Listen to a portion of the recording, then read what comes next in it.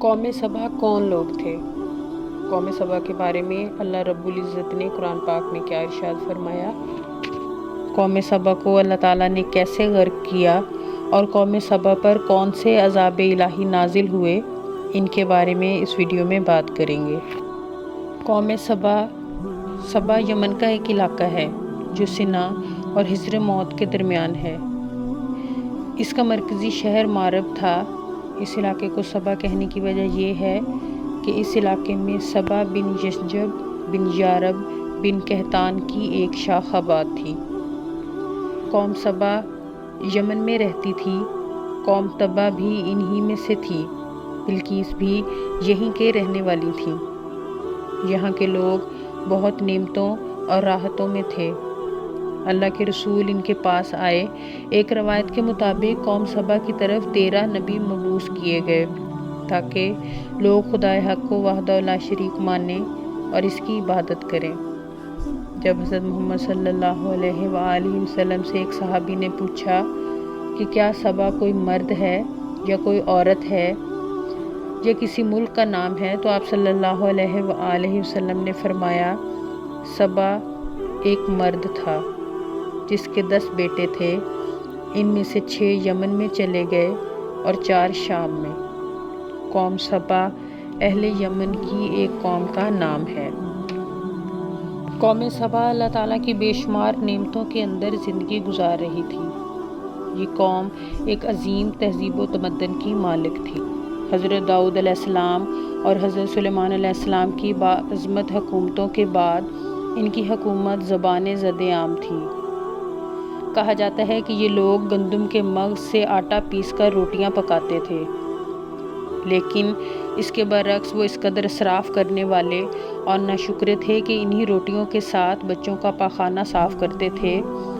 بعد ازاں ان آلودہ روٹیوں کو اکٹھا کرنے سے ایک پہاڑ بن گیا تھا۔ پھر ایک صالح شخص نے وہاں سے گزرتے ہوئے ایک عورت کو دیکھا جو روٹی کے ساتھ بچے کا پاخانہ صاف کر رہی تھی۔ اس شخص نے عورت سے کہا، تیرے اوپر افسوس، خدا سے ڈر، کہیں ایسا نہ ہو کہ خدا تیرے اوپر اپنا عذاب ڈھائے اور تجھ سے اپنی نعمت چھین لے۔ اس عورت نے جواب میں مذاق اڑایا اور مغرورانہ انداز میں کہا، جاؤ جاؤ، گویا کہ مجھے بھوک سے ڈرا رہے ہو۔ جب تک سرسار جاری ہے مجھے بھوک سے کسی قسم کا کوئی خوف نہیں ہے۔ کوئی زیادہ عرصہ نہیں گزرا تھا کہ اللہ تعالیٰ نے ان لوگوں پر اپنا عذاب نازل کیا۔ پانی جو کہ زندگی کی بنیاد ہے ان لوگوں سے چھین لیا، یہاں تک کہ قحط نازل ہوا۔ بات یہاں تک پہنچ گئی کہ ان کی ذخیرہ کی ہوئی تمام غذا ختم ہو گئی۔ آخر کار وہ مجبور ہو گئے اور انہی آلودہ روٹیوں پر ٹوٹ پڑے جو ان لوگوں نے اکٹھی کر کے پہاڑ کی مانند ڈھیر لگایا ہوا تھا۔ بلکہ وہاں سے روٹی لینے کے لیے صف لگتی تاکہ ہر کوئی وہاں سے اپنے حصے کی روٹی لے سکے۔ کفران نعمت، قحط اور ان کی بدحالی کے بارے میں متعدد روایات موجود ہیں۔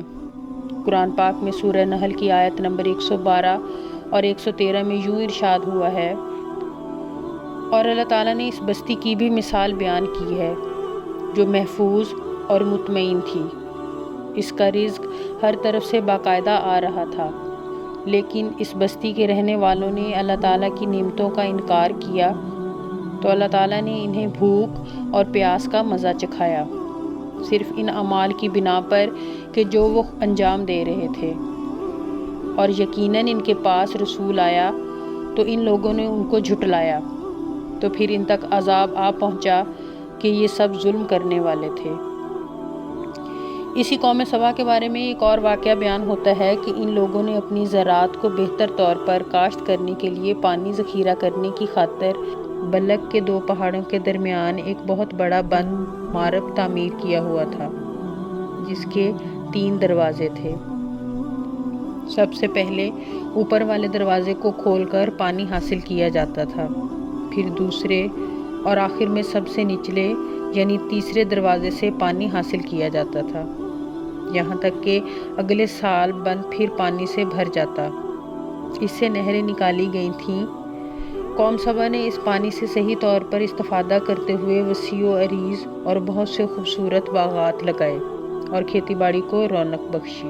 ان باغات کے درختوں کی شاخیں اس قدر پھلوں سے لدی ہوئی ہوتی تھیں کہ کہتے ہیں کہ اگر کوئی شخص سر پر ٹوکری رکھ کر ان کے نیچے سے گزرتا تو پھل خود بخود ٹوکری میں گرنا شروع ہو جاتے اور قلیل مدت میں ٹوکری تازہ پھلوں سے بھر جاتی۔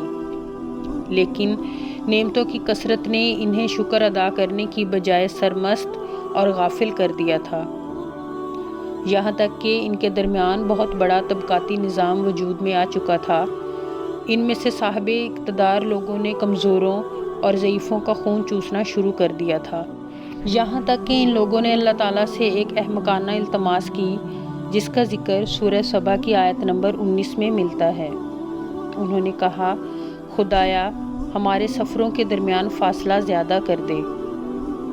انہوں نے اللہ تعالیٰ سے یہ التماس اس لیے کی تاکہ غریب، بے نوا لوگ عمرہ اور ثروت مندان کے ہمراہ سفر نہ کر سکیں۔ ان کی خواہش یہ تھی کہ آبادیوں کے درمیان خشکی ہو اور فاصلہ زیادہ ہو تاکہ تہی دست اور کم آمدنی والے لوگ ان کی طرح سفر نہ کر سکیں۔ اللہ تعالیٰ نے ان مغرور پیٹ کے پجاریوں پر اپنا غضب نازل کیا۔ بعض روایتوں کے مطابق ان مغرور لوگوں کی آنکھوں سے دور صحرائی چوہوں نے مارب نامی بند کی دیواروں پر حملہ کر کے انہیں اندر سے کھوکھلا کر دیا۔ ادھر سے بارشیں زیادہ ہوئیں جن کی وجہ سے سیلاب آ گیا اور اس بند میں پانی زیادہ اکٹھا ہو گیا۔ اچانک بند کی دیواریں ٹوٹیں، اس سے ایک بہت بڑا سیلاب آیا جس میں تمام دیہات، آبادیاں، مال مویشی، باغات، کھیتیاں، ان کے محل اور گھر پانی میں غرق ہو کر نابود ہو گئے۔ ان کے باغات اور زراعت میں صرف بیری کے درخت بچے اور کچھ جھاڑیاں۔ خوش الحان پرندے وہاں سے کوچ کر گئے تھے، جبکہ الوؤں اور کووں نے قوم سبا کے کھنڈرات میں اپنے گھونسلے بنا لیے۔ اس بات کا ذکر سورہ سبا کی آیت نمبر 15 اور 16 میں ملتا ہے، اور آخر میں سورہ سبا کی آیت نمبر 17 میں قرآن کریم میں اس واقعہ کا نتیجہ یوں نکالا ہے، یہ ہم نے ان کی ناشکری کی سزا دی ہے اور ہم ناشکروں کے علاوہ کسی کو سزا نہیں دیتے۔